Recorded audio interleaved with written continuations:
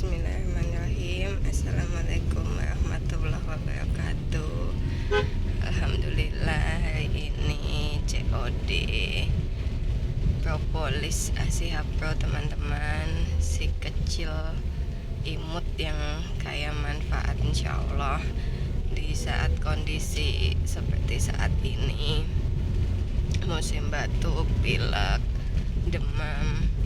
Semoga Allah jaga kita, jaga kesehatan kita dengan menjaga pola makan, pola tidur, dan olahraga yang teratur. Nah, alhamdulillah teman-teman, ini saya sudah bawa salah satu produk dari Armina Daily, propolis, yang mana insya Allah bisa membantu untuk menjaga daya tahan tubuh kita, membantu menyehatkan badan kita.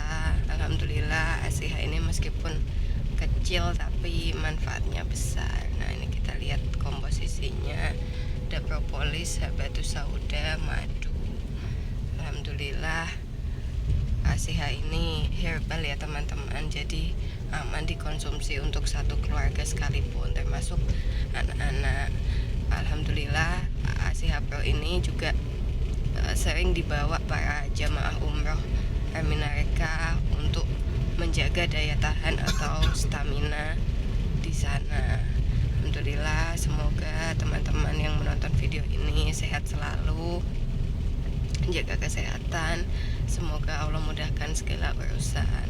Terima kasih. Wassalamualaikum warahmatullahi wabarakatuh. Sehat-sehat semuanya.